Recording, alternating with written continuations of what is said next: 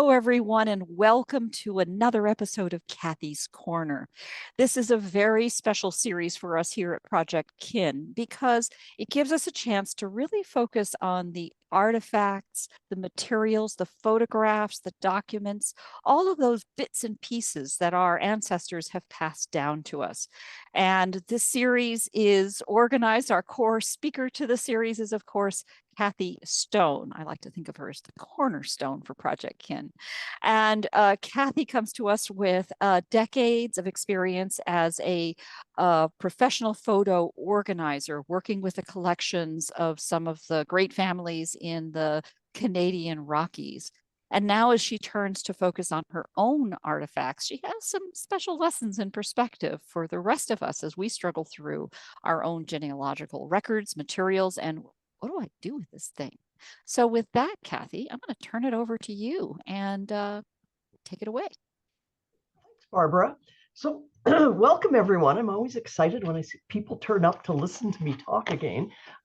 This is like one of my favorite topics, and I have to say a couple things at the beginning. We're talking about now we started last month with exploring our mystery photos, or in other words, after you've done all the sorting and stuff and you've got a pile of stuff and you go, I have no idea who these people are or when these photos were taken or what's going on with this. And so we started talking about that last week, and I don't know if I mentioned this. If not, I should mention at the very beginning. I have to give a lot of credit to my dear friend Andy Willis, who is also a professional photo manager, and her company is Good Life Photo Solutions. And Andy is now located. Andy has moved across the U.S. several times. I believe she's now in Virginia, so in the U.S. So kudos to Andy, because this is excerpts from presentation we did in 2020. That was going to be a live conference presentation where we actually showed people, photo managers, how to sort photos and everything. And then COVID hit and we had to change it to online. So that was a lot of fun to transfer online into, physical, in-person, touching stuff, looking at it all.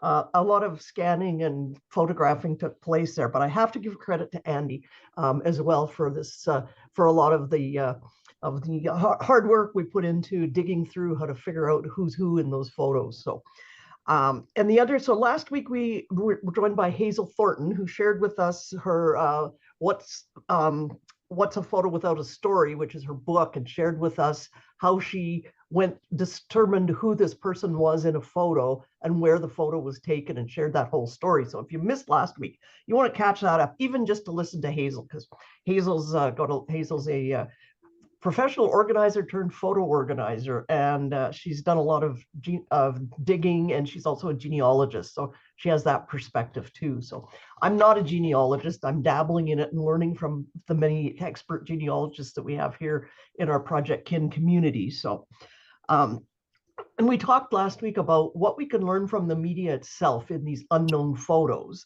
and we're going to continue with this as sort of like part 2 of that, about what kind of physical clues there are in the photos that can help us figure out when the photo was taken, which sometimes leads to the who and the what and the where and the why and all that we need for our stories. So I wanted just to mention too today that we didn't talk at all about artificial intelligence last time, which when I did my conference in 2020 wasn't even a thing to talk about. I don't even think that Google Lens was very, very good back then, but I thought I should mention that with the advent of artificial intelligence, there is a lot more ways that opens new fields for us to look at for determining dates. In a previous session, we looked at Google Lens in terms of finding locations for various photos. It came up, we were finding out fairly good success too with that. So for locations, and I was looking to see what there was for artificial intelligence in terms of dating, because this company that I used to follow, this software company that was really good, were working on developing this when it didn't happen. And the company went away and we had to turn and become just our community here. So I knew that Pongo was working on developing software and Barbara, shout out to Barbara, on software that could help date photos by using artificial intelligence. My heritage has a program called Photodater, and neither Barbara or I are involved in MyHeritage. I've got, not for any particular reason that I have for me, I've just never looked at it because I've got so many other things that I look at. I've just looked at it and gone, no, I already have enough technology going on, and sometimes chasing shiny objects can be a lot of fun and get nothing done. So I haven't looked at it, but they do have a program called Photodater. Has anybody used it? Do you have anybody have any feedback on it? I've used it a few times. It's quite accurate because I cheated. I used photos that I knew the dates of to kind of test it, and it really came out well. Yeah, Okay. Yeah. I was impressed. So something to look at, as well as all the things we're talking about here, that and as these things develop may give us more like better results too, and be better off at getting those photos identified. Okay, so I tested this out and it worked before we started. So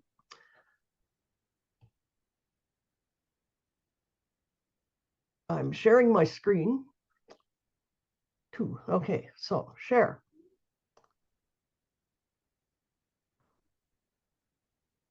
Back here, and I'm in speaker view, but I'm not seeing myself. View gallery. No. We see Do you them see my perfectly. screen? Yes, we do. That looks perfectly. Okay, well, I'll just go along even though I don't see my screen. It worked before. Never mind. Found it. Okay, I'm all good now. So that was just the little introduction. So, and I know Barbara likes me to be on camera more than slides, but this is really something we have to look at. So it's a little hard to just describe these things. So we're back to exploring our photos. And last time we looked at very old types and the dates that they were created. We looked at like the old daguerreotypes, the ambrotypes, tin types, the carte de visite, cabinet cards, the stereoscopes, all the things from that were some of the original photographic methods and photos you might come across. One thing I don't think I mentioned last week is if you have in your collection any of those things, particularly the tin type, ambrotype, and daguerreotypes, do not scan them on your flatbed scanner.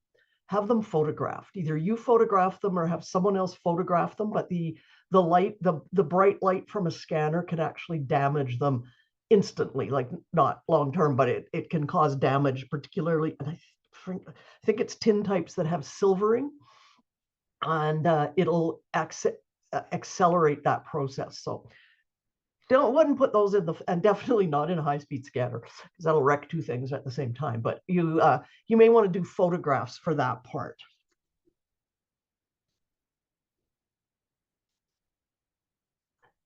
So we looked at this. This was the other vintage photos we were looking at, and I feel like we kind of rushed postcards right at the very end. And so I thought we'd just go back to some of the tips and things for postcards, because we only looked at a couple and didn't really look at where you can find information on postcards. So I threw a couple up. This one actually must have been mass produced, because it's got the name of the church and where it's located on it. And then the 12s on here mean nothing. Somebody colored on the back of the photograph, but you can find information here by who took the photo. This one was taken by a photographer in Bloomington, Illinois. And I think in last session in the resources, we shared Cindy's list of photographers. So you could actually look up sort of when the photographer was in business and details like that. And the other thing is this little, where the stamp goes, there were sometimes these images around them.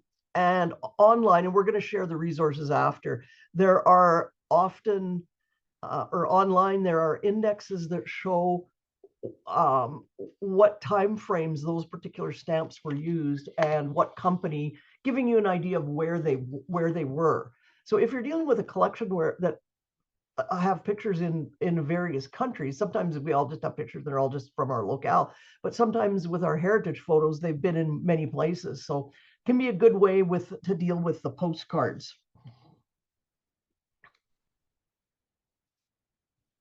and here, and then also on postcards can be, sometimes they put other information in them. So this is a couple, these are ones that I know who they are, but I could have figured out more. So this one is, I'm not even going to try and figure out my relatives. They're ancestors of mine. I'm going to try and figure out their cousin, how many cousins removed they are. But this postcard had this large embellishment on the back, which was a really cool symbol. This is where I have to keep moving because I just love all the symbols and the logos and everything. It's like an art form itself. And I can go down a lot of rabbit holes on that. But on here, it said the company was Eaton Brothers in Washington. And now we'd like to check that because we'd like to know what's Washington, because we have Washington in Washington, D.C. is probably the one our most familiar, but this is Washington in England, in County Durham, where that Washington was the town they were from.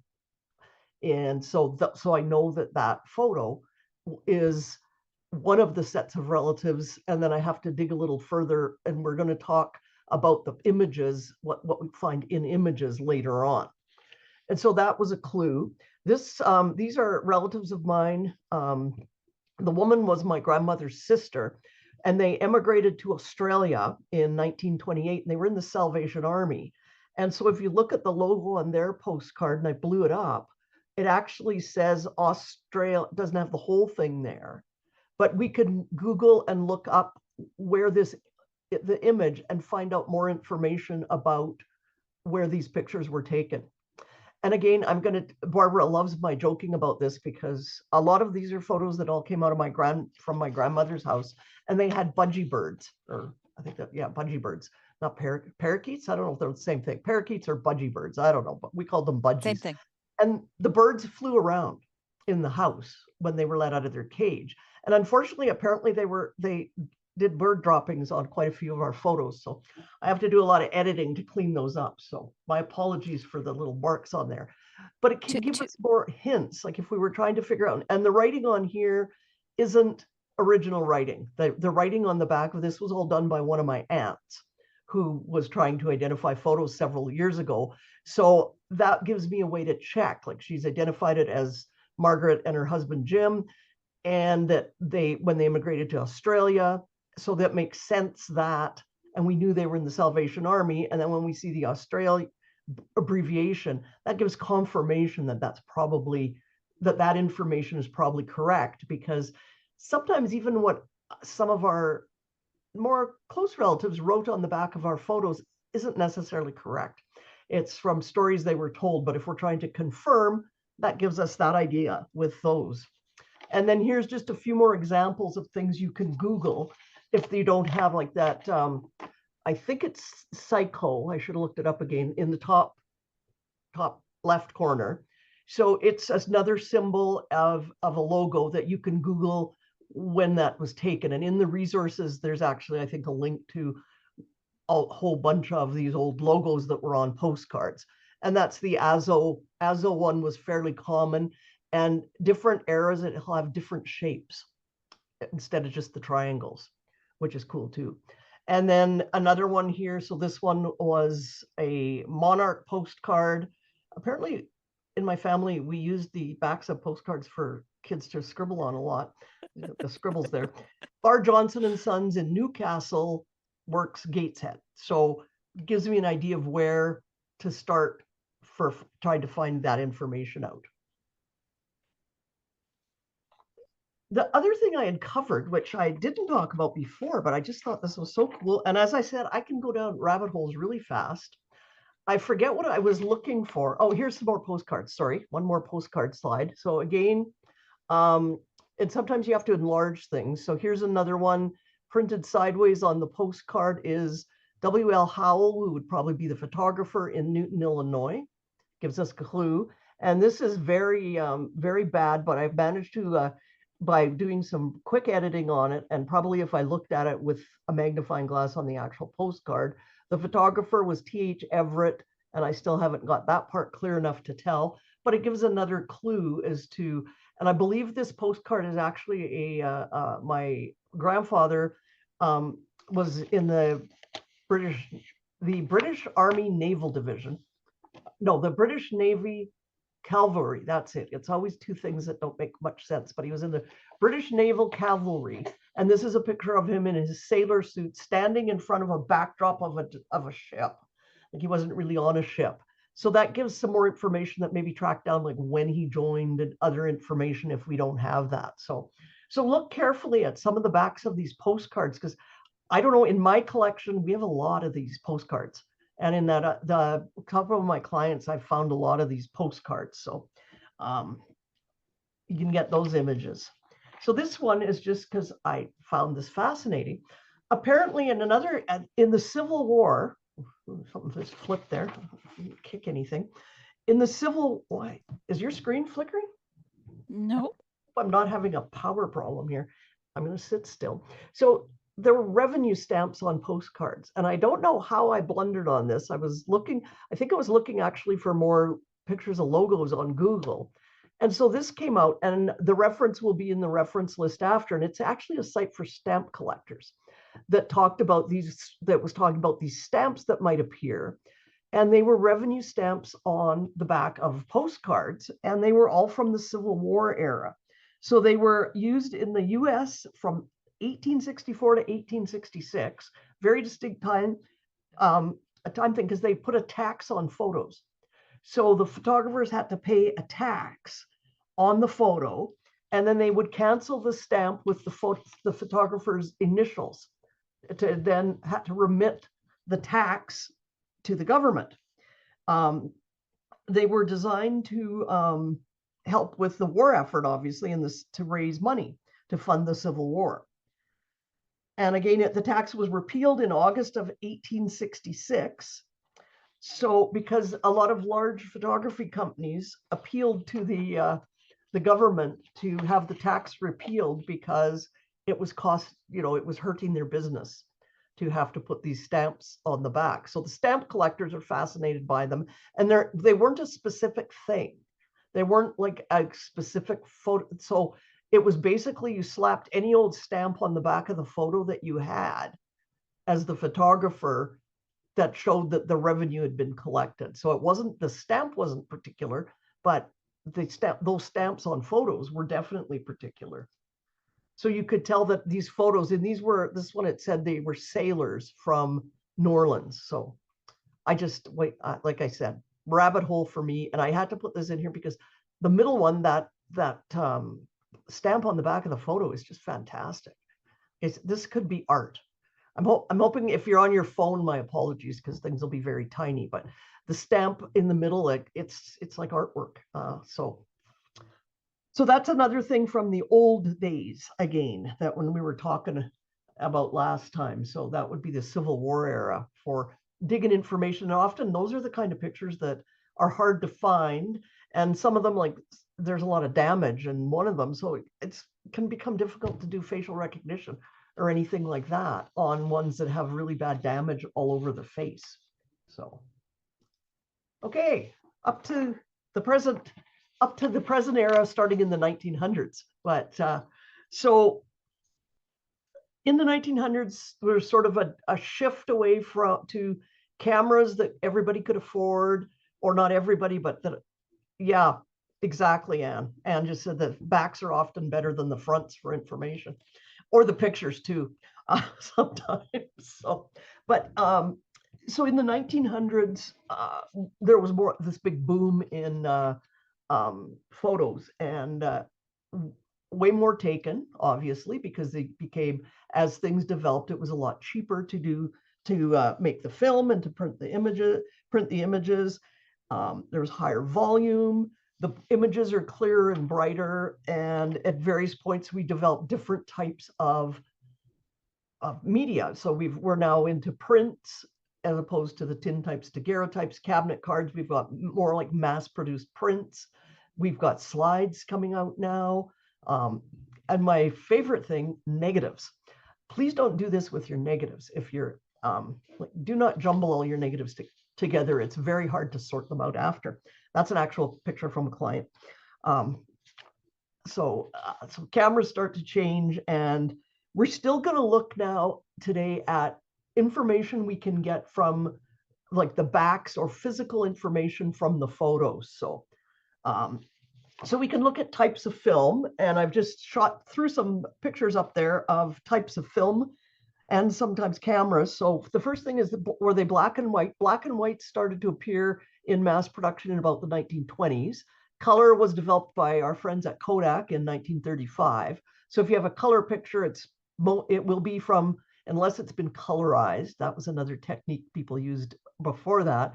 But if it's an actual color photo, you know it's post 1935. And the black and white, that picture, the black and white picture there would be probably in the 1940, 1941, when the war started, because that's my grandfather after he enlisted in World War II for the next World War. So, but now he's in the Canadian Army.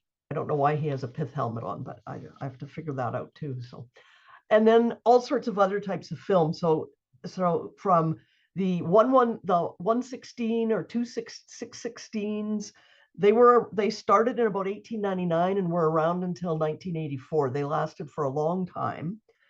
120 to 220s are still, they started in 1901. They were the film for the Brownie camera, and they're still around now, if for anybody who's specializing in film, because obviously not a whole lot of film around.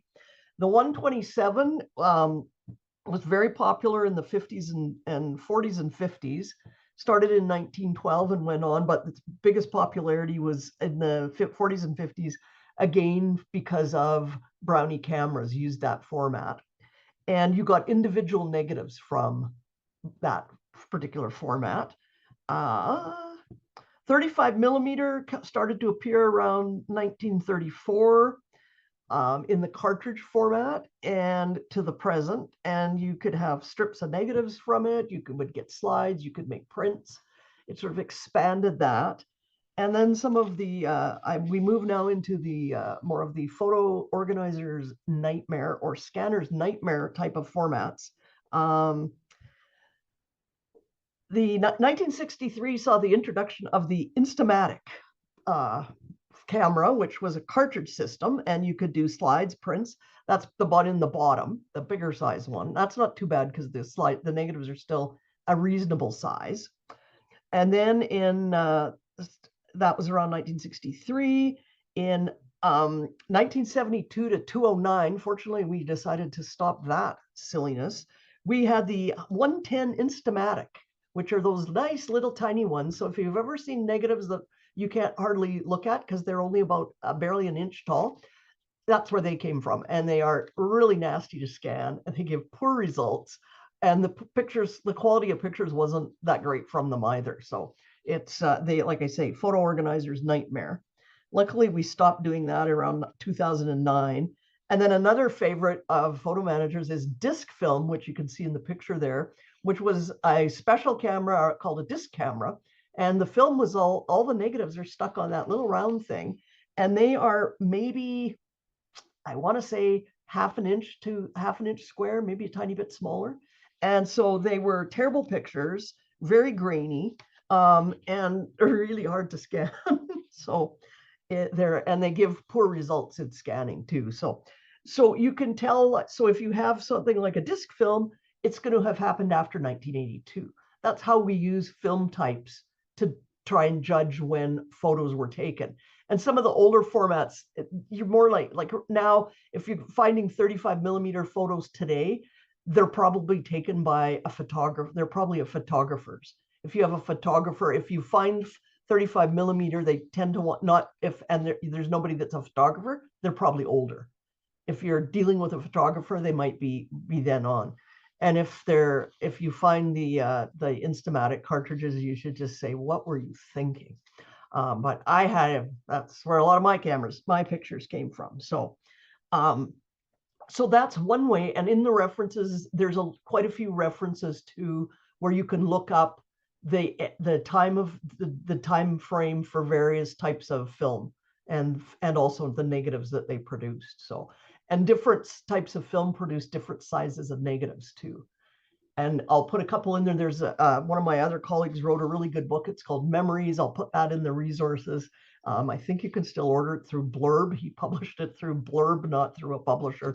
but it gives images of negatives and photos and tells what kind of film they came from and the era of them. It's if you're that enthusiastic, you can explore it deeper. I, of course, had to have the book. So, okay. Polaroid is another one that can give us physical clues. So the Polaroids came out with their land cameras. They invented the instant photo in 1937. So again, if you got a Polaroid, it is not older than 1930s. The instant cameras in the 50s and 60s, you could have both a rectangle or a square Polaroid. They stopped that in the 60s and went back just to squares. So Polaroids, and I think we can easily identify Polaroids. And they're also another one that's difficult. You want to take a little care when scanning them and probably flatbed scan them. But there's some photos there. And then a few other weird things that you might encounter.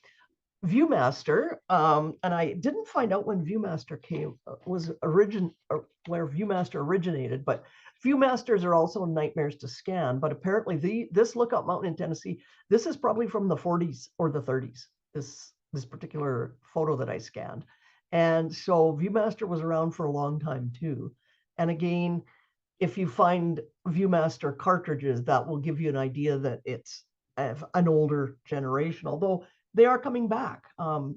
Somebody sent me a ViewMaster of a conference I went to with photos from our conference in it. And I was like, okay, would have rather had the digital ones, thanks, but it's kind of cool. It's a neat little souvenir. However, another one that people run across and aren't too sure what to do with it is Kodak Advantex. So Advantex came out in 1996 and was around till about 2011. And that's it's a cartridge form and it's 35 millimeter. And again, I think you get color or black and white. What puzzles most people when they find these is it's hard to tell whether they've been developed or not. And that's sort of like, do I pry it open and see, or do I know if it's developed or if it's brand new? I don't really want to open it. So if you see the little symbols on the picture on the bottom, there's a guide online to the symbols on an Advant that will tell you whether it's been developed, and there's negatives inside because they put the negatives back in the cartridge once it was developed. And so you actually have to crack the cartridge open and take the negatives out to scan them. But you also obviously don't want to do that if it's not, so you can look at those symbols and you can look that up online to tell whether it's been developed or not. So, okay. Barbara, I'm going to assume will interrupt me if we need. Okay. You're doing great. Keep going. It's like this is like a show and tell today, where I show you all my favorite photos of stuff. Yeah. So, I will have an example for you when we get to the end of this, because I've got a pre-1935 color photo. Oh, okay. Well, I'm anxious to see that. Okay, now where am I? Okay. Too many pages ahead. Oh, no, I didn't. Okay, so we talked about Polaroids. Okay, clues to date, other clues to date that we get off the actual photos. And again, it's back to like some of the artwork on the back of photos. So one thing can be paper brands. So the different, and again, you can Google, you can find online, and we'll share some in the resources. You can find sites that will tell you for Kodak, what logo they had on the pictures in what era, so that can very much help you identify the picture. And some of them these are both logos or brands. You can also tell by the paper. So we've got Kodak paper with Olympic rings on it. So we are pretty sure that this is taken off a more modern picture. We're going to know that was probably a more recent Olympic. So you can look up Olympic years to figure out, because they always put Olympic rings on their logo in there. The brand, like we have Agfa paper brand on the bottom. One of that, this is a Kodak color print. This I liked it much because it actually put a date on it. Kodak color print made by the Eastman Kodiak Company in June 1954. And it is actually on the back of a color print. So it's one of the earlier color photos. Some logos actually put the date on, and we're going to talk. Well, I'll talk about it now. Dates. Remember, when you find a date on a photo, it's the date it was developed, not the date it was taken. That came a lot later when you got those dates printed right in the front of your photo that showed you when a photo was taken. So, but these would be dates that the thing was printed, and so you can also Google the logos. So the top one. Or the one there that's Stewart Photo Company. So that was obviously a photo company, guaranteed not to fade. And it's very faded now, but I think it's Austin, Texas. So again, you can narrow down locations by the back prints.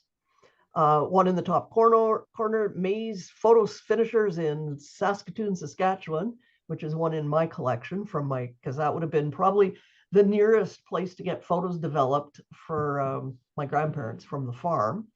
And then a couple other ones that are just that I'll have, like there's one there from Massachusetts, Jackson, Mississippi. So the one with it'll help you narrow down different locations with all these different logos.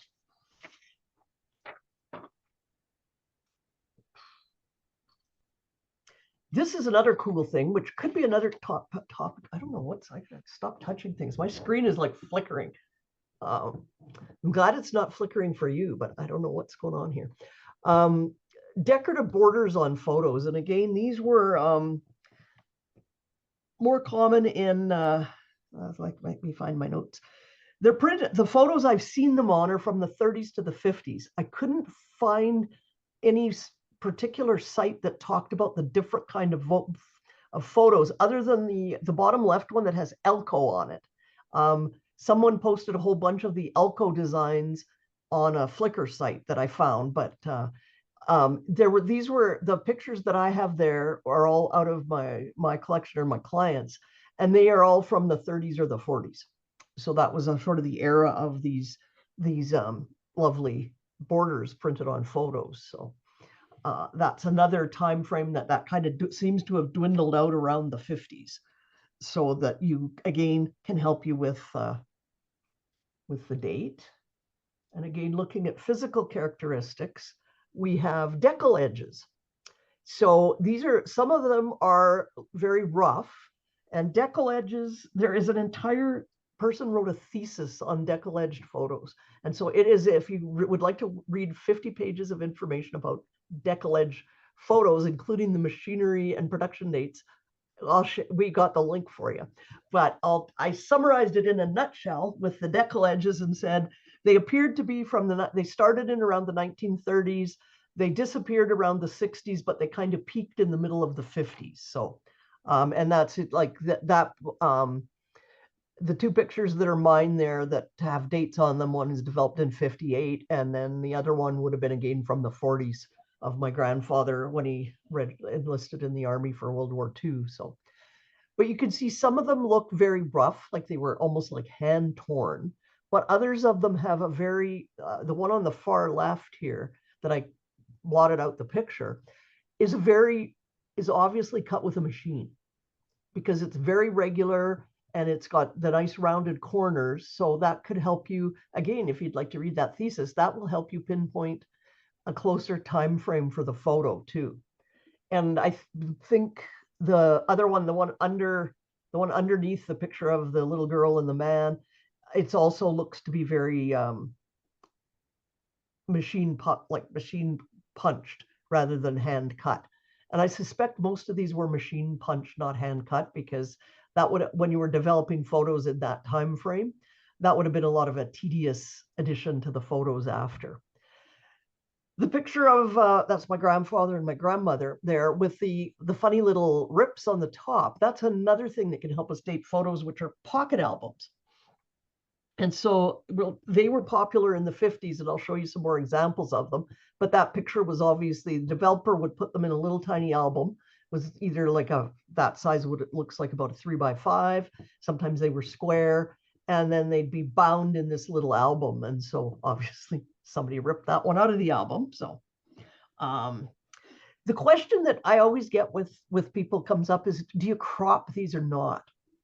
I don't, because I think you're cutting off, you're removing a clue to the photo, but you're also to me, that's part of the like some people crop them and they go right off the whole white border and just crop the actual photo. I don't like that. But it's kind of a personal choice, I guess. I think you're kind of destroying the original characteristic of the photo.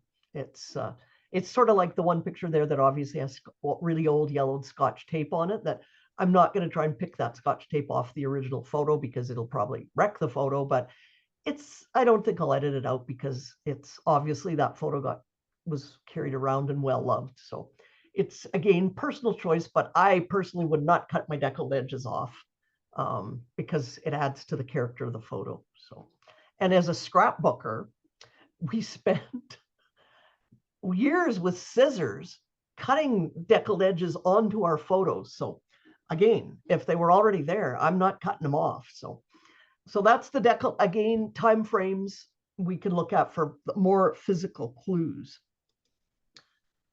So numbers on the back, and I don't mean dates. Dates are kind of obvious, but sometimes you'll find photos that have numbers on the back and you're like, oh, I wonder what these numbers are. They can be a lot were 3 digits, some had letters in them, and I'm talking about the ones on the right. And what those are is batch numbers. And so they can be, I talked in sorting about, sometimes we, as a photo organizer, we don't look at the fronts of photos. We flip them over backwards and we sort by size, shape, and then we'll go into the lot numbers, because those are actually lot numbers. So I can find all the pictures that go together. So if I have some mystery photo that I don't know what it is and I can figure out what batch it goes in, it might give me more clues, because in the other photos might give me some more suggestions. So, and the color photo on the bottom, the color photo of a black and white photo on the bottom side there is that's my mom and my aunt, and that was in one of those little photo albums, and you can see the 377 is the batch number. Moving forward to the pre-digital age, when we still used, when we did 35mm prints that have these numbers on the back, and I knew somebody we were looking and going, oh, that 9 AU must mean August. It doesn't. What we can glean from it's the bulk of those numbers, and I have it somewhere what they exactly what they mean, have to do with the color corrections that were done by the developer on their machine, gets printed on the back. But you can see number 4A, so that is definitely the picture, number 4A. And at the end, there's a number on that one that looks like 448. That's a batch number. And so I have sorted a ton of my messy photos from this era by sorting first with that batch number into piles, and I'll end up with 24 or 36 photos, and then I can put them all in order and figure out, and I do this because I'm scanning my negatives, but it's really hard to stare at negatives and decide if it's a good picture or not, even with light tables and all that. So I get the photos all in order, and then I look at them and go, okay, this is a good one. What number is it? That negative needs to be printed. So that can be very useful in, again, getting things back.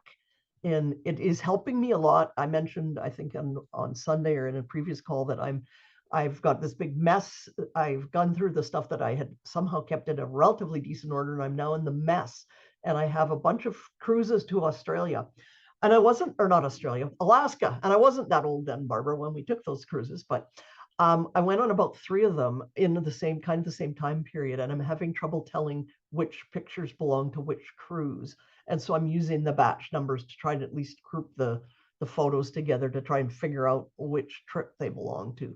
So that's what some of those numbers on the back mean, and how you can use them to at least get definitely in sorting, but also to help with identifying, putting the photos together, and then looking at the front to see what might be in them. And we're looking at, we didn't talk too much about, but obviously shapes of photos, and like the rectangular one, like we're all at size, we're all familiar with 4x6. That's a very standard size. Now back older sizes varied a lot, but you can tell sometime time frames too from the size of the photo.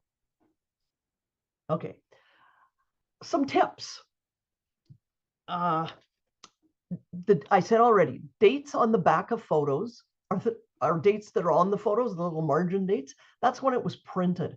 And a lot of people didn't print their photos necessarily right away, or they'd print a whole bunch all at once. So you got to take those dates with a grain of salt. Like, they're great because they at least give you approximate time frame. But and again, I live in a place where we have 4 different seasons. It's a little tougher if you don't have seasons. I learned that in the first client that I worked with who didn't live in Canada. It's like, because I'm thinking, oh, this must be summer, and then it's like, oh, this is all summer. It's always nice there. But so if I have a picture that's dated February of 1960, I look carefully and go, yeah, that's not February because that's Christmas. So it must be the year before. Christmas is the one that throws me all the time because it's not Christmas of 1960, it's Christmas of 59. That's the one I quite often have to go back and fix because I guess on that. But just keep in mind, development date, not the date the photo was taken, unfortunately. When you're sorting, sometimes it's too late now, but because you've thrown them all away, but look at for information on the envelopes. I'm really would like to write a letter to somebody and say, why would it have been so hard to put the year on the date you wrote on the envelope of my photos? Because everyone seemed to just write the month and the day. I thought, gee, a year would have just been so helpful, but I digress there. There are, again, back into art in photography. This isn't like, this is all advertising on this envelope, but obviously it's of a certain era. It's talking about vest pocket size photos or brownie size that were 3 cents each. It's got a picture of of Verichrome film from Kodak, so you can look that up. But just this envelope, just all that stuff in there. Like, we copy any picture for you. It's just so cool. The greatest invention in 30 years. So, and the 8 exposure film for the same price as the old 6 exposure film. So again, that information would give you clues for the date. Other sources is when, no, pocket albums. I mentioned those before. There's just a couple about that. We talked about that. And some of them actually, I have some that nobody bothered to market, but they have a calendar on the back where you could, if you were so inclined, circle the date that photo was taken, but at least it has only 3 years on it. It's got like 56, 57, 58 and little calendars, and nobody did circle the date, but at least could help it. So, and again, gives you ideas when these may have been used and information as to who the printer was, much like we talked about before. So and then another one, I always like to share this story because the picture, the actual photograph, that's my mom. And I could never figure out, because they grew up on the farm, and that's obviously a professional portrait. And I could never figure out when she would have had this portrait taken when she was young, because they had no money and and I couldn't figure it out. And so I was digging around for something else one day in newspapers.com.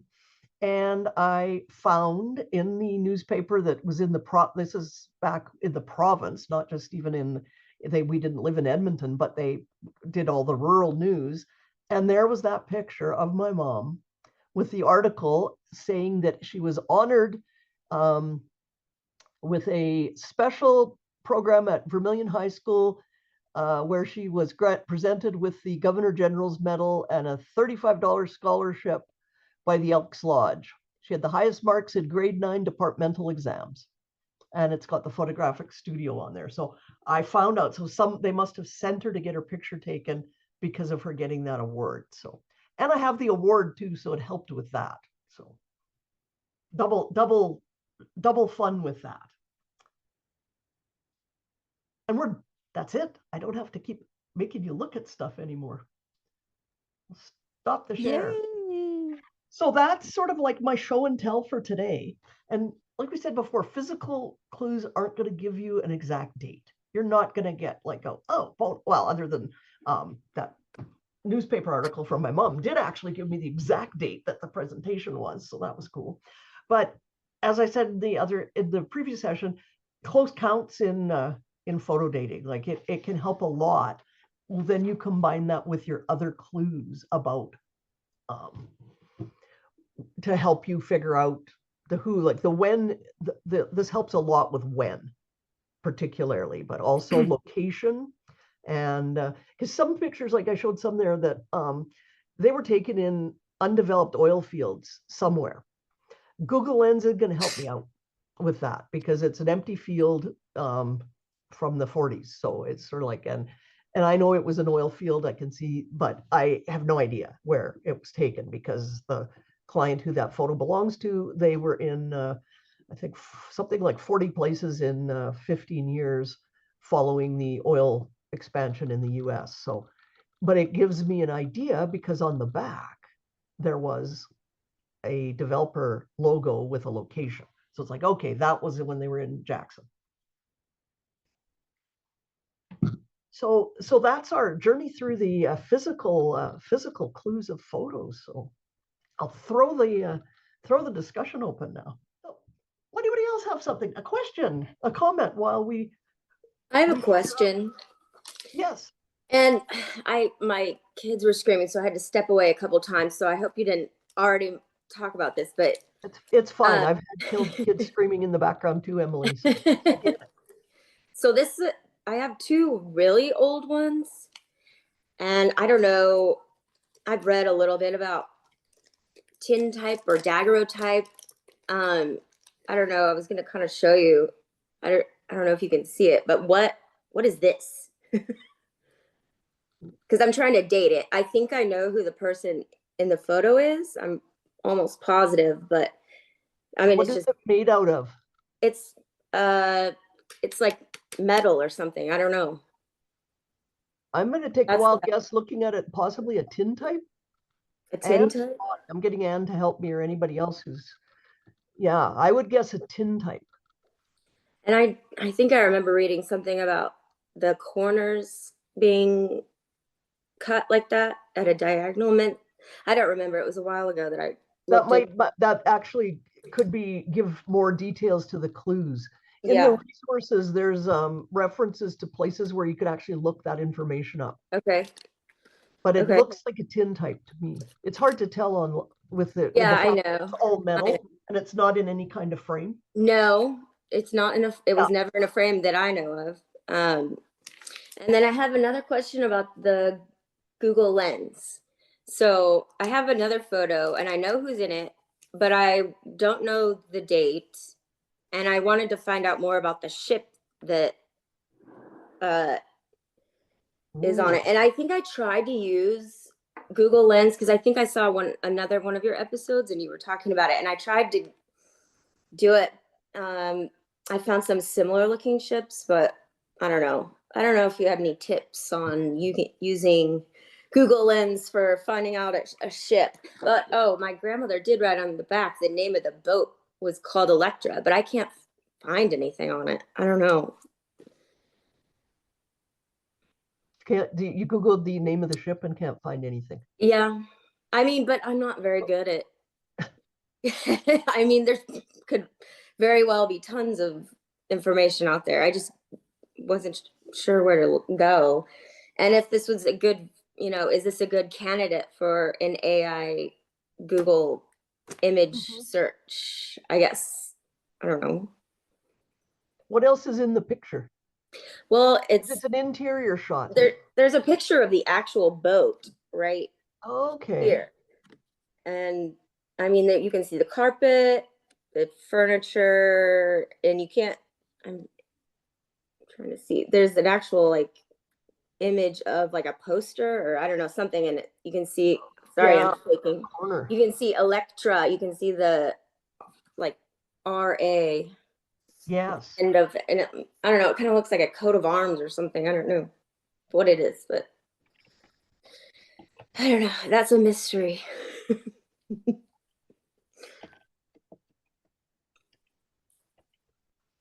Do you think that would be one that would help in Anne in what were we talking about before? My heritage photo data. Yeah. Yeah, possibly. I mean, it mainly goes on costume. So can you see clearly I couldn't see the picture very well. Can you see clearly what the people are wearing? So a suit, and then hold on, it's kind of hard for me to. Yeah, sure. I would think they would be able to get a date on her costume, not so much his probably. And is That's that a a kid. child? Yeah, that's the child with a big Oh, Yeah. a big bow. yeah, big bow. There's a little boy Fauntleroy trend with little boys that they Yeah. were wearing the big bows, and it went Oh, for really? a fairly Yeah. limited period of time. The other thing is, at least if you think she was in the United States, is I was reading somewhere about ship manifests, and I believe the National Archives, and you might want to be looking that way for ships by that name, and then start working it. And here's another offer. If you'd be game to allow us to share that image, if you want to Yeah. send to me a scan of that image, I'll drop it into the notes in the context of this program. Yeah. And who knows, someone might have something to share with that. Okay. Yeah, I'd be happy to. And then I have one more question, sorry. Cabinet cards. Again, I think I know, I'm pretty sure who this is, but is there like, I just want to date it. And there is the, this thing on the back, but I couldn't find much information about it. I don't know. Barbara shared in the notes to the last session, and I can't Mhm. find the link off the top here, but shared to, it's on Cindy's list. She has a list of photographers, Oh, okay. so Cindy's you list. may be able to find it there. Okay. So you can go into projectkin.org/Kathy's-corner and see all the back episodes. And so Okay. it was the most recent one. And in Yeah. there, you'll find the link to And Cindy's also list. in there, I think there's a link to sort of Okay. approximate dates for cabinet cards too. I think we shared that too. Oh, cool. Okay, thank you. You're welcome. And the ship it's in, I just quickly Googled it and I found out there was a US Navy ship called the Electra in the Second World War. But But I this don't, is that's not that because it was before cut, that. so it obviously isn't that. But I'm wondering, if it's before that, I'm wondering if it somehow got named after it or was a converted ship. Because a lot of could have times been. they took Right. old passenger ships and converted them into troop carriers. Mm-hmm. Could be there, There's but an I couldn't idea. find. I was looking on Google, but so I know they lived in Northern California in oh my gosh, why am I blanking? Near the college that's Pepperdine, like around Pepperdine area. Southern California. No, then it's UCLA? not Pepperdine. No, it's not Southern California. It's San Francisco? it's up there, yeah. Berkeley? Yeah. Yeah. That's where I am. There's another school up there, right? Yeah, there's a few. Which one? Yeah. Okay. Berkeley is the Oh, UC Berkeley, duh. Yeah, Berkeley. Yeah. And so it's easily associated with San Francisco because it's directly across the bay. Oh, But okay. there's a number of universities here. Mm, Very cool. cool. See what we can find for you. Thank you. we'll have a case study for next time. Yeah. I solved my audio problem. Can I tell you about the picture I flashed on Yes, earlier? because we're dying of suspense now. Are you dying? Are you really dying? Really? I'm not even going to try to flash it on the screen again because many of you have seen it before. It's sort of lots of blues and greens, color, mother, baby on her lap. That baby is my mother, and she was born in 1929. That baby is not more than 2. So this picture definitely happened before 1935. I also have the lantern slide. It's a color lantern slide, which is a special exception to your truth that there is no color photography before 1935. That's true for celluloid, but these glass slides were made in the late 19th century into the early 20th century. And my grandfather was a nerd and had this amazing array of photography and a wet lab in his basement. And that is one of probably a dozen or 2 of these lantern slides that I have. It's one of my all-time favorites. The other one you asked me to talk about was the Harger family picnic photo. You remember that one? Yeah. Why don't we save that for next time? Okay, there you go. because we are running out of Because we're time. going to start talking about what's in the photo. So, or Oh, did you have perfect other then. clues No, that's perfect. from the Perfect physical example. part? Yeah. So that sounds Yeah. like a great way to kick off our next I month's love this series. What a great way to go about it, because these are the practical problems that we struggle with. Who are these people and what are they doing in my pictures? Oh, I have a photo. I'll tell you one more little anecdotal story. Yes. So I was at a scrapbooking event with some of my cousins, because I go to those kind of things, or I used to, and we were going through old pictures. Somebody had brought an old album and we're all from the same side of the family. And so we're looking at all these old pictures, and we'd pick them up and go, who are these people in the picture? And so we'd hold them up to each person. She goes, do you look like them? Do you look like them? Do you look like them? And we go, nope. So we were making the joke that could this potentially be a father we didn't know about? So we were looking for family resemblance, but which is the hard part when you get digging through stuff, because you've got a lot of pictures of friends too, that people took, and so you're sort of like, okay, and then the decision time becomes, do I keep them or do I get rid of them, or what do I do? So it's not an easy task, which is why we like to talk about it all the time, but it is fascinating. And I thought, you could do somebody could write out like a 50-page thesis on patterned edges or something too, besides just decals. But and the person, because the link I had to this thesis was broken, so I couldn't share it. So I was Googling to try and find a new link, because I thought, well, this is unfortunate, because I was trying to find it for reference too, to tell you the dates. And she actually has done a bunch of presentations on it too. Like I found quite a few links to speeches she's given on it and everything. So it is still out there, and I posted a new link so you could find it where it is now. Yay. So Yay. And there's always the Wayback Machine. yes. Yeah.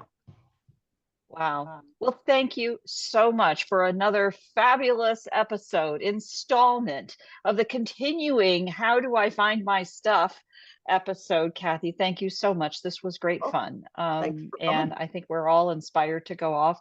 Emily, get me a scan of that picture just as soon as you can. I like to get these notes out as quickly as I can. Yeah. And Will. I have a wonderful list of links that Kathy has sent me. And we will have another exciting episode. Any last words? No? All right. I want to thank you all for taking the time to join us today. A quick reminder that my Sunday live program that is kind of working, Substack Live, will not happen this Sunday. Instead, it's happening on Saturday. And you know why? Because Robin Stewart, my partner in crime over at Mission Genealogy, is traveling to Roots Tech on Sunday. So we are going to do this on Saturday instead. And it'll be live issued out of Mission Genealogy, but it will still go to all of our subscribers. And it will be our first test for what will be the whole rockin' week of these programs. I hope not to overstay and overdo your gracious welcomes. I'll try very hard not to overdo it, but thank you all. And we'll see some of you at Roots Tech, I hope. Online anyway. I'm not going. Online anyway. Come on in. It's just being there is just being there, and your presence is our gift. No, wait, your presence is your gift. Whatever. Gift, you're giving it. Yeah, it's a gift to me. There we go. Thank you. Thank you. Bye-bye. Bye.